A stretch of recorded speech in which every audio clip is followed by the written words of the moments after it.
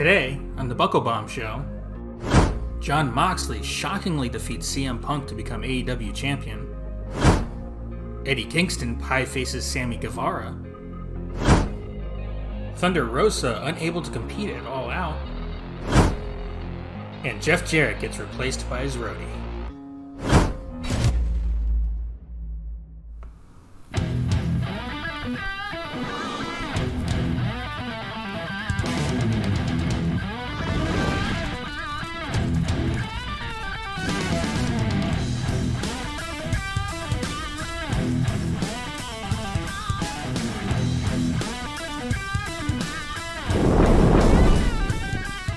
Hello and welcome to another episode of the Buckle Bomb Show here at Bomb Media Productions. My name is Bobby and I'm so happy to be here to talk professional wrestling with you once again. I am joined, as always, by my broadcast partner, the Grizzly Villain himself, Anthony Roan. Tony, how you doing, buddy?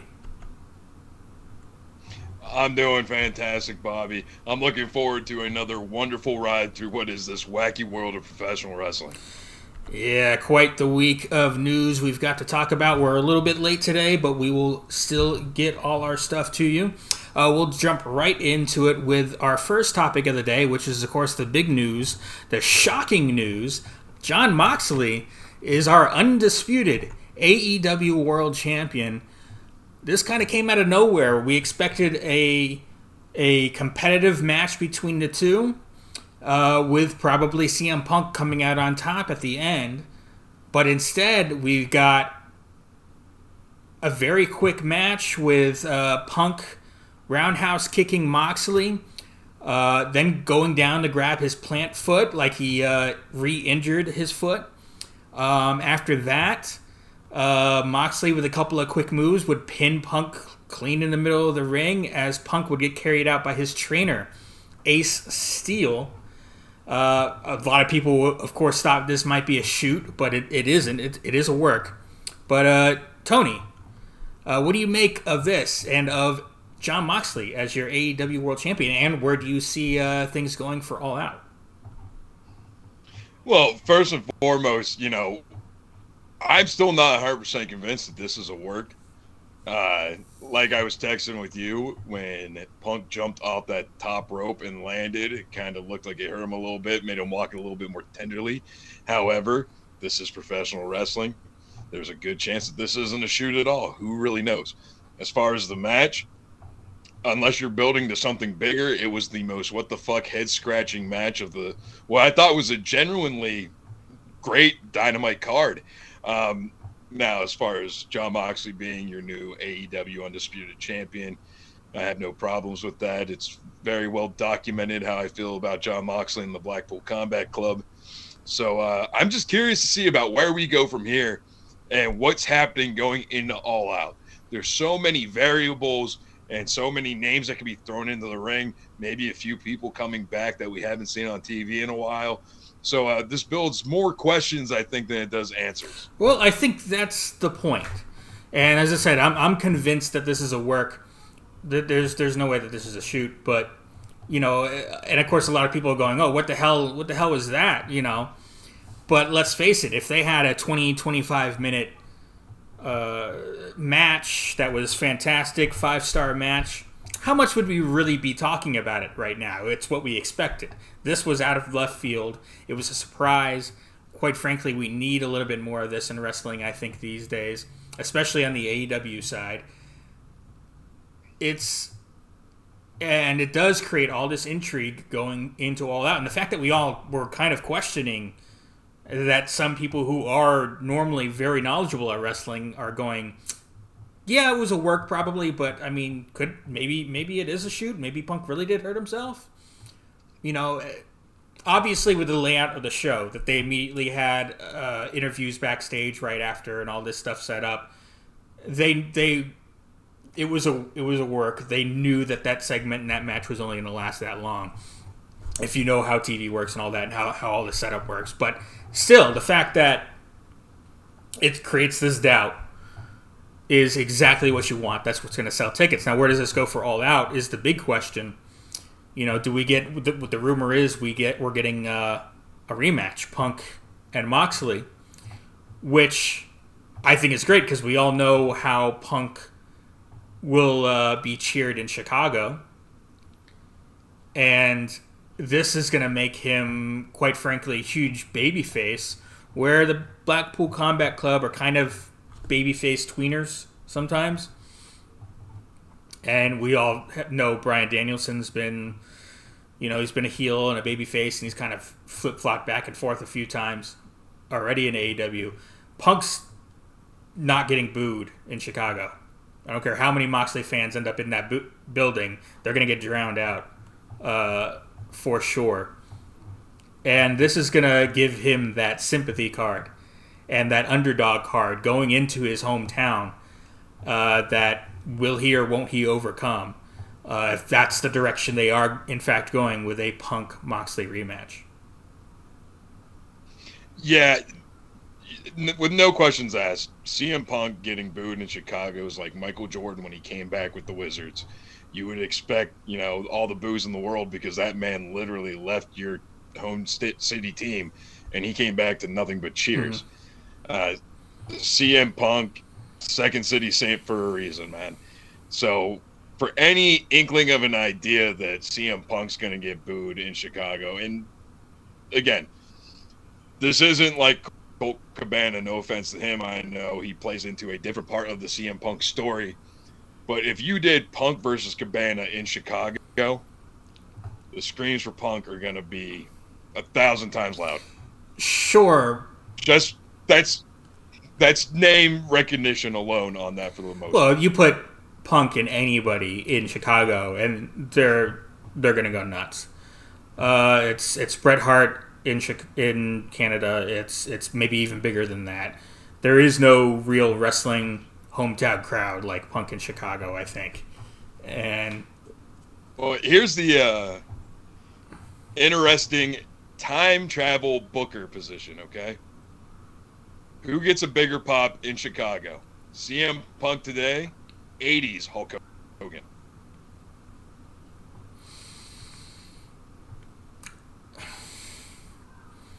I mean, I would still go Punk, but I mean, it's hard to beat the pops that Hulk Hogan or Stone Cold Steve Austin were getting. I mean, Chicago is a great wrestling town.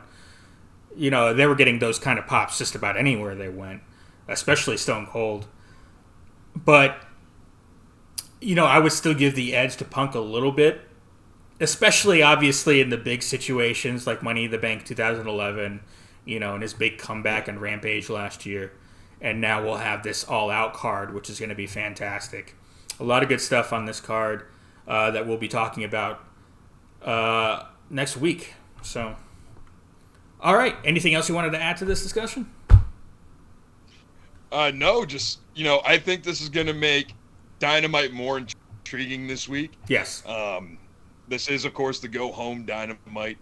And when you think go-home shows for wrestling, doesn't matter what company it is, you're not expecting a lot of in-ring action. You're looking for the last nail in the coffin for that storyline heading in to the big payoff at the pay-per-view. So it's going to be really interesting to see what happens this week, where Punk's head is. Could this potentially get turned into a triple threat or fatal four-way match? Well, anything's possible at this point. I don't know shit anymore. The rule book has been thrown out the window when it comes to professional wrestling in 2022. Yeah, okay? And that's insanely exciting. Another note here, you and I had messaged this to you as well when we were talking about this. WWE had kind of started to turn the tide as far as the news and the water cooler talk. Everyone was excited with Vince gone, how Triple H is running things, and that was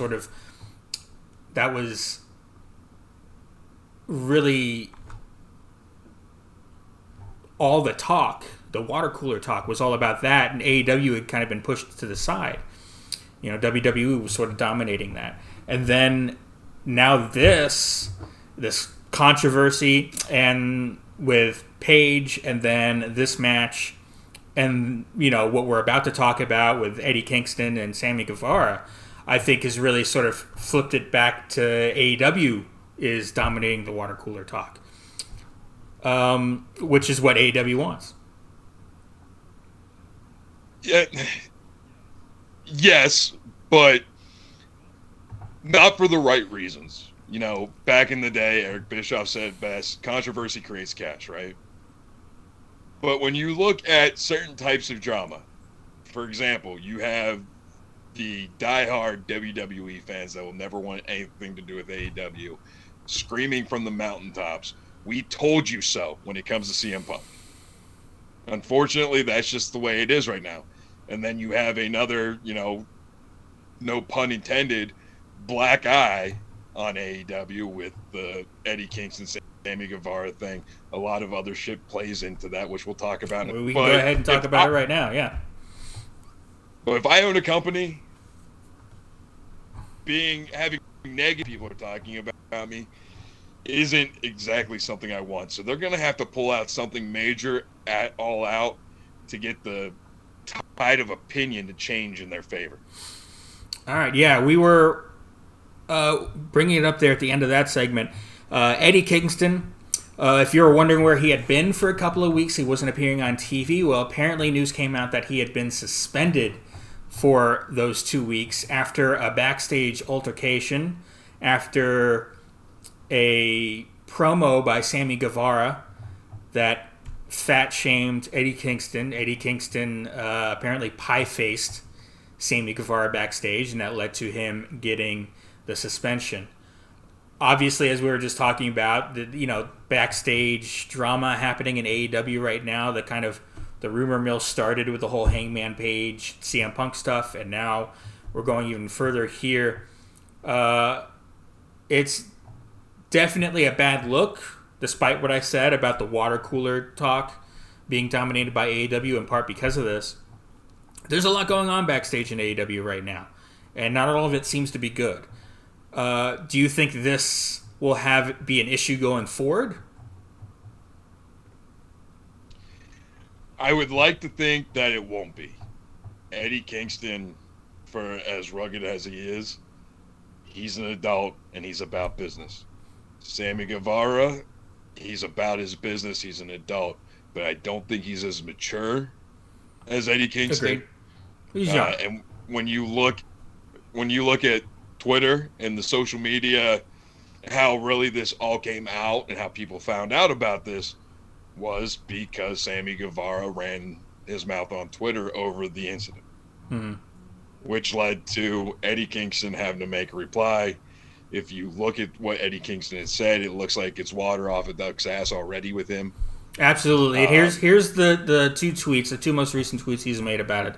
A couple of days ago, he said the last thing I will say about my suspension, I was wrong, in the wrong for touching another man's face. Let it go. And then later on, he would tweet, I guess after getting more stuff about it, he would say, "Fuck it, okay then. After this, I'm chilling, but leave Sammy alone." Because fans were attacking Sammy. In the court of law, he is the victim. Let it go and leave the kid alone for real. Done with this. And I think you're right there. Like, he is sort of being the bigger man. He's a professional. What happened. He got his bid in with his pie face, and now it's water under the bridge. Now we move on. Now we be professional. Yeah, and with all that being said, I mean, I also understand, though, the point in which Eddie Kingston was in. I've been a big guy my entire life. I cannot go to a bar without there being 3 stages throughout the night with smaller people who will come up to me. Stage 1, wow, you're a big dude. I'm going to stick close to you all night. Stage 2, I'm going to get a little bit too friendly with you. And stage 3, by the end of the night, they're calling you fat ass and every name in the book, and then they try and fight you. Right. That's just how it is. Now, in terms of working with somebody backstage who's harping on your weight, unfortunately, this seems to be ever staying when it comes to Eddie Kingston. It was a part of his feud with Chris Jericho. I don't think it happened like that, so I'm not going to say it just in case I am wrong. But it happened with Chris Jericho, and now Sammy Guevara feels like maybe he got the free pass to use it because he's in a stable with Chris Jericho. I don't know. Either way is, when somebody harps on your weight so much, whether it's a shoot or a work, I mean, it starts fucking with your head. I mean, yes, you wake up every morning, you see in the mirror that you're a little bit overweight. But, I mean, Jesus Christ, Eddie Kingston's in the ring doing things at his size. Most people who are in good shape would be blown up doing after 10 minutes. So right. it's very interesting that this even gets brought up at all, especially backstage or in Well, promos. and there was a report by Fightful that I remember seeing too, where apparently it wasn't just the fat shaming in that one fat shaming comment in that promo that didn't make air. By the way, it was taped for Rampage and they cut it out. And apparently it was more than just that. It was a little bit, because apparently Kingston had actually asked to work with Sammy, and they were building up for that for All Out.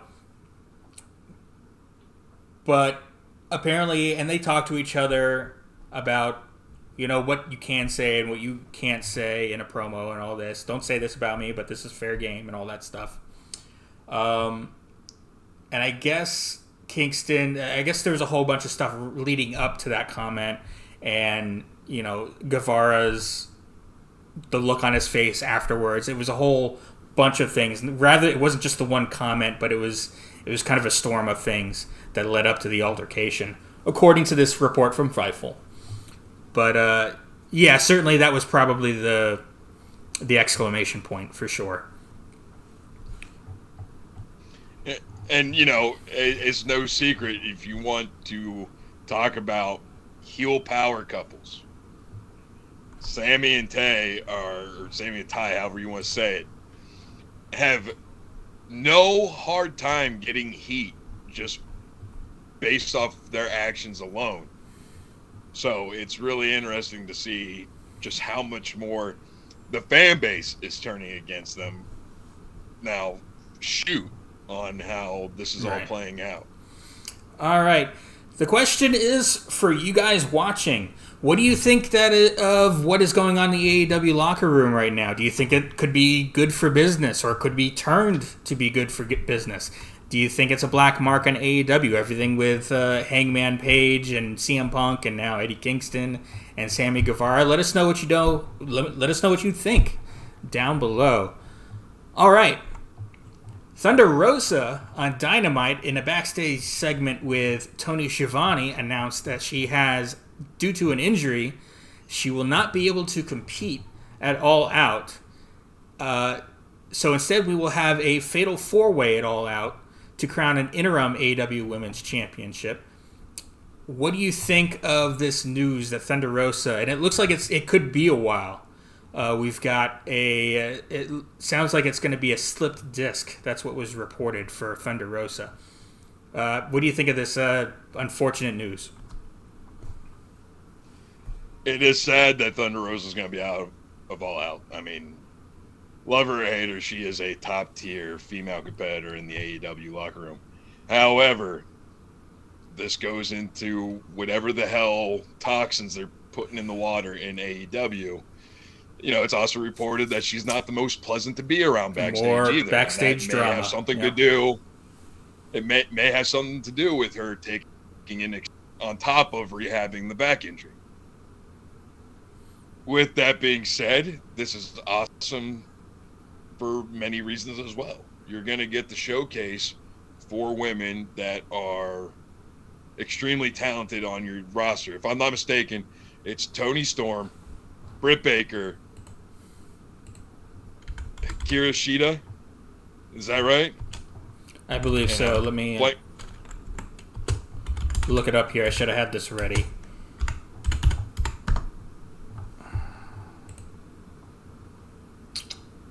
Well, I gotta prove that I'm not a robot. So go ahead and continue talking for a second. All right.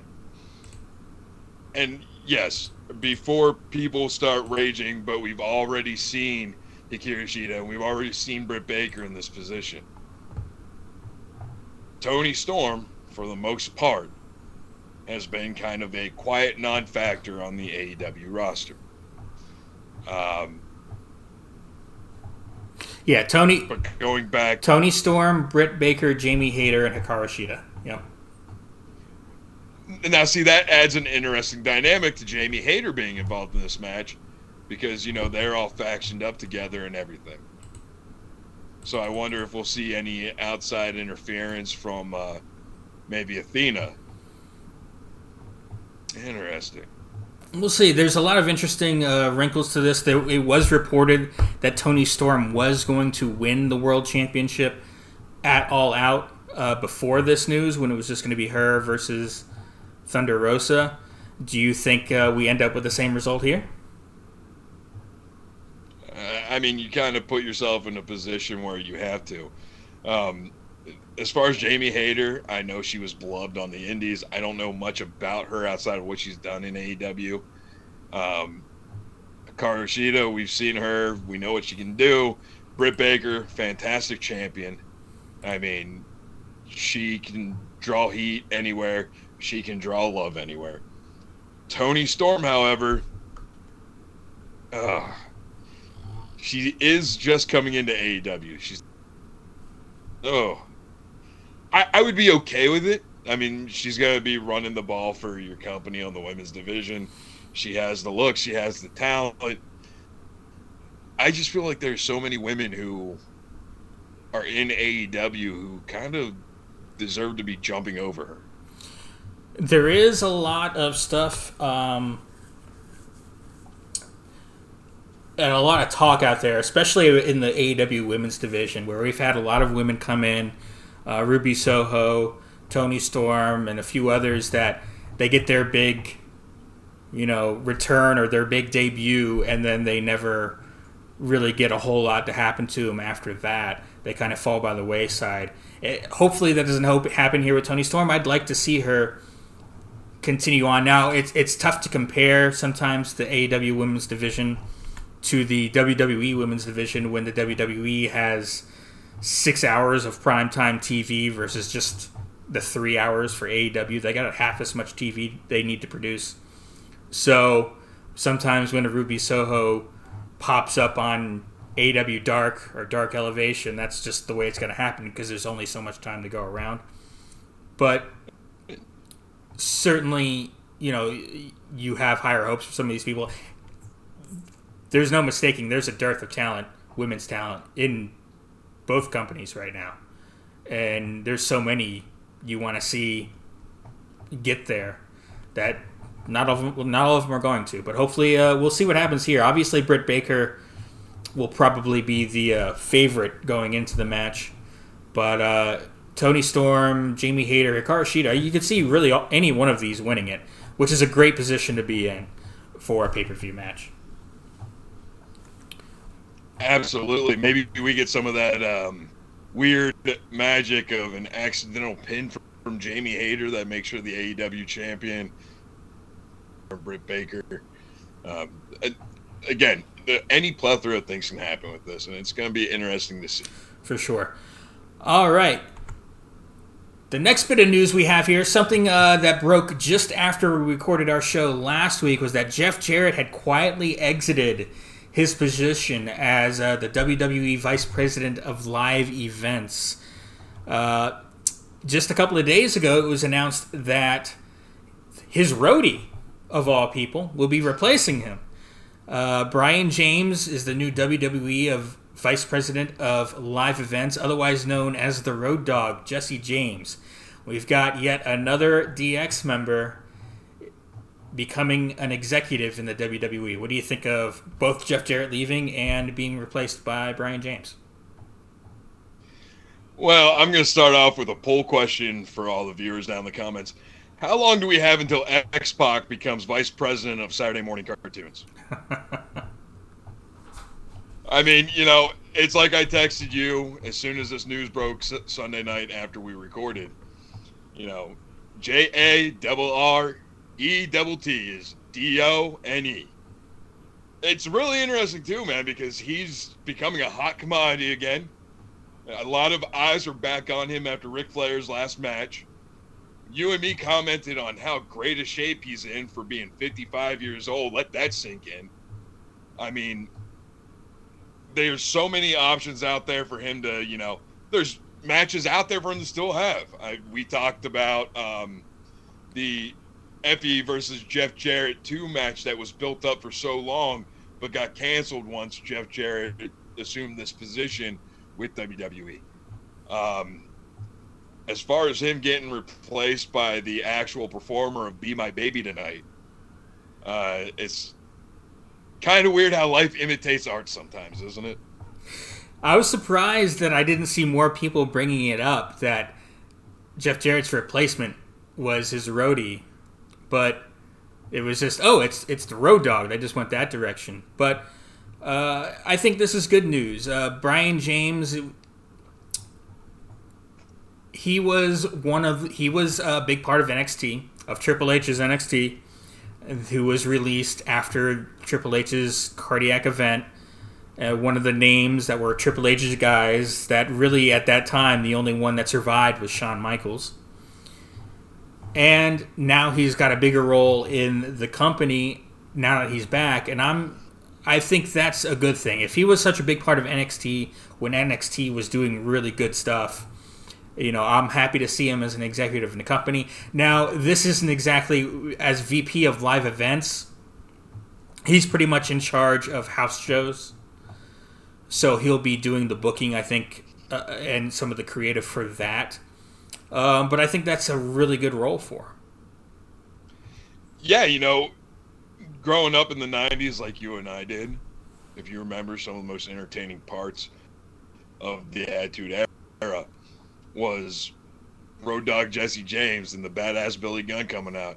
And anytime you saw Road Dogg with a microphone in his hand, you knew you were about to get some chuckles out of that.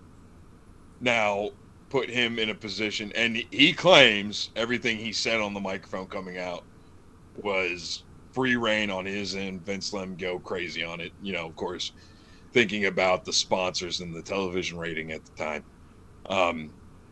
But if you've ever been to a house show, it's a little bit looser, a little bit more laid back. The wrestlers get to show a different side of their personalities. So it's going to be interesting to see what gets made up for them on these live events, and could it be something that makes house shows interesting again? Well, I would argue house shows have always been interesting for the very reason that you said.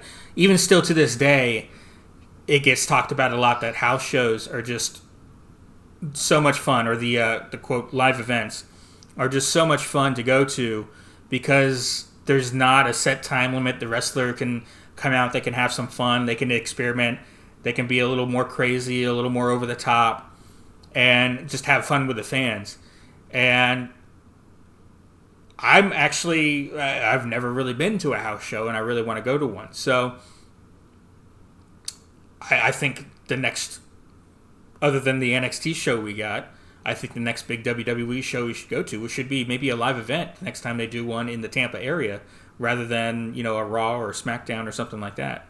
We might be able to afford getting a little closer to the ring, too, even though we had pretty good seats last time. Absolutely. All right. So Brian James taking over from Jeff Jarrett, the position of Vice President of Live Events. All right, moving on. We've got the card that drops every Tuesday and Thursday, Part 1 and Part 2. This week we'll be talking about the top 10 WWE moments that have aged poorly. We've got a list of some pretty controversial things that we'll be talking about. Again, Part 1 drops on Tuesday. Part 2 drops on Thursday. So be on the lookout for that. Also, I want to take this moment to let everyone know that the Buckle Bomb show, if for whatever reason you are not able to watch on YouTube as much as you'd like, or you don't have the time to watch us on YouTube, we now have a podcast version, an audio-only version of this show on all your favorite podcast apps, iTunes, iHeart, Spotify. Google is not quite up yet. They still have to verify, but it should be up. Be on the lookout for it on Google if that's your choice. Stitcher, we're on there. So if for whatever reason you can't watch us on YouTube, go download us on your favorite podcast app. We'll be there for you to give us a listen for your drive home from work. And if you're listening to us and you find us by podcast, come to youtube.com/bombmediaproductions for the video version of the show you're listening to right now. All right. Any quick jabs to the face? I know you had a couple of things you wanted to talk about in this segment. Yeah, things are getting really interesting when it comes to AEW television and TV deals. They've announced that they've filed a trademark for a show called All Elite Women. Right now, it's unknown whether or not that's going to be in-ring content or reality-based like a Total Divas. If I had to guess, I would imagine it's going to end up being a reality-based like Total Divas. That's just me, Tony, saying that. That's nothing that's been official or put out to the ether yet. There's also talks that Warner Brothers Discovery wants another in-ring show. Whether or not it's going to be on television or streaming is yet to be determined. But the evidence for this is that AEW is now booking buildings starting in October for an extra night a week. Yeah, that's some interesting news there. And I want to spin off of that real quick and clarify some things that have been put out there that I don't think are true. There was a lot of rumors going around that Warner Brothers Discovery wants Dynamite to be cut down to 1 hour. There are also rumors out there, put out there by Meltzer, of all people. I'm not really surprised, but some people really like Meltzer and follow and listen to what he says. But a lot of people, or he put out there that there's an edict from Warner Brothers Discovery to tone down the language on Dynamite. But that wasn't quite true. I think what Meltzer was talking about and what was reported by Fightful was they had a talent meeting before Dynamite where they talked about a lot of different things, including the potential WWE contacting some of them that are under contract and all this stuff, and they talked about all of that. They also brought this up, and it wasn't about WB coming down on AEW. I'm kind of tripping over my words here. It wasn't about WB coming down on AEW about language. It was Tony Khan and management of AEW just saying to the wrestlers, hey, it's getting a little out of hand here. Let's tone it down just a little bit. We don't want TNT and TBS coming down on us themselves. But it was more of a self-policing action. It wasn't so much WB coming down on them. And I don't think it necessarily means you're going to hear the wrestlers say shit less necessarily, but it was happening quite a bit, and it was starting to happen quite a lot. So maybe tone it down just a tad so we don't have someone coming down on us. But all the word is that we're hearing and that everyone seems to be hearing legitimately is that WBD is actually really happy with AEW and with their co-promotions with, say, House of the Dragon and things like that. Was there another? Yeah, it's really interesting at where we're at. Was it 20 years in the future now from AOL Time Warner absolutely hating wrestling and wanting nothing to do with it on their networks? Right. But again, there's so much turnover within the executives of a media company, and that company's been bought up and bought up and bought up so many times here again just now with Discovery that even 5 years after WCW was sold, there was no one in Turner that was the same that made that decision. So, but here we are. Yeah, it is an interesting wrinkle to see, and the irony of time. Anything else you wanted to discuss? All right, grab a shot of tequila and the salt shaker because this is a rumor mill, so take it with as much salt as you would like. Belt Fan Dan on Twitter is somebody who is known for breaking news about the changes in belt designs and is fairly accurate, is reporting that he is hearing rumors that Triple H is looking to redesign all belts on the main roster.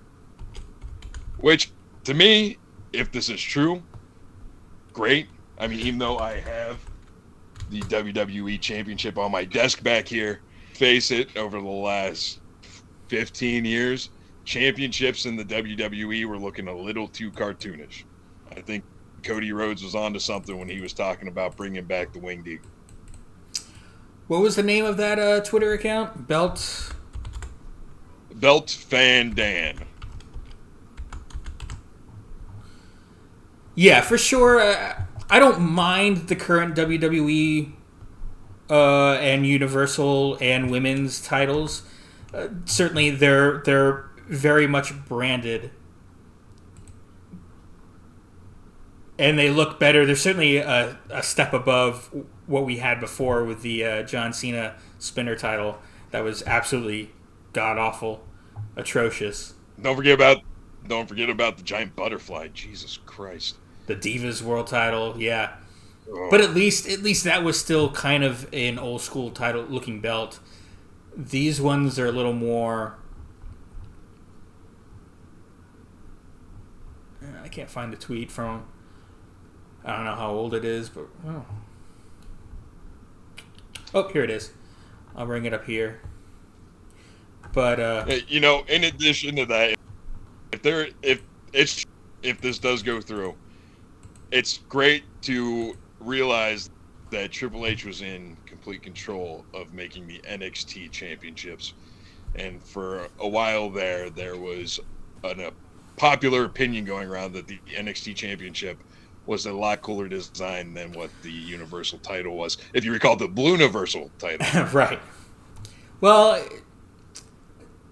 the NXT championship maybe looks a little bit better than the WWE / Universal title, but it was still very much a branded title within the shape of NXT, with the logo making the shape of it. And what they've done with the NXT title since, making it the sort of multicolored, rainbowish design for the to fit, quite frankly, the NXT 2.0 design, I'm not a big fan of. Certainly, it gives it an interesting look, but I'm not a big fan of. But I am more... Yeah. My favorite belt's the big gold belt.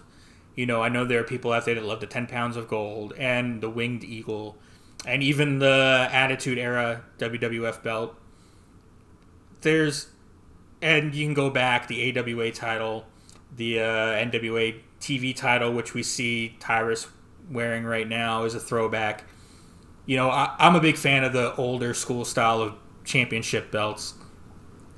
But we live in an era of branding and of, marketing is key, and you want to push that. So having that big WWE logo in the center of the belt, quite frankly, especially when you give that belt to, the Super Bowl winners and to, the World Series winners and to the NBA champions and all that stuff, and they're carrying around a belt that says WWE that has your logo on it. Why would you want to change that, quite frankly?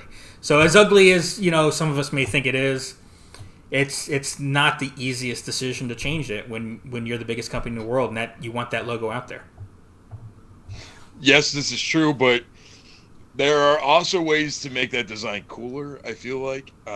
Now, keep in mind, being completely biased on the subject, all the jewelry, all the jewels that are on the WWE Championship and Universal Championship, I'm not a fan of. I like it basic. I like it simplistic.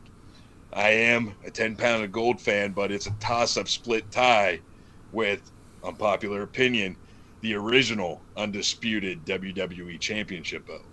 That's not a bad one, yeah. You can definitely make changes to the title. Hell, even keep the front plate design the same. Just engrave the WWE on the championship rather than having all these distracting jewels that just take away from it. I'm sure, you break that title, it's got to be expensive to replace it, and it's not as believable, let's say it's used as a way to get cheap heat in the middle of a match. You mean the way, say, they destroyed the TNT championship. But, which again is another branded title. And that's just the way it's going to look. Even the AEW championship, the world championship, I really like, as a fan of the big gold belt, I really like that. But it is, even that's still branded with very big AEW right in the center of the thing. You're not going to be able to get away from that. So I don't think as much as there was talk, especially when Cody Rhodes was doing his post comeback media tour, and he was talking about when he was getting asked about what title he would bring back, and he was like, the Winged Eagle, of course. And that is kind of the classic WWF championship that everyone knows and loves, that and the Attitude Era one. But you're not going to ever really be able to go back to that quite exactly the same. They could do a homage to that, but you're still going to have a huge WWE logo right in the middle of that thing, which that's just the sign of the times. All right. Anything else you wanted to talk about? I believe that's about it. This was, oddly enough, after everything going on in professional wrestling, the slowest news week of all time. I mean, you had the tampering stuff last week, and then after the rash of Vince McMahon news, and, then you have everything that's going on with Ric Flair's last match, and yada, yada, yada. It's nice that maybe the wrestling news junket just kind of took a little bit of a snooze. Maybe Sean Rossap's on vacation. Maybe some of the wrestlers smoked a joint and sang Kumbaya this week. Who knows? But all I know is it made researching for this week's show a hell of a lot easier. For sure. Actually, it made it a little harder because I'm looking for subjects and things to talk about. But all right, yeah, a nice quick show here we've got for you. Let us know what you think about all this down in the comment section down below. We want to hear from you. That'll do it for this episode of the Buckle Bomb Show. We will see you guys next time. Make sure to check out the card on Tuesday for part 1 and Thursday for part 2. We'll see you guys later.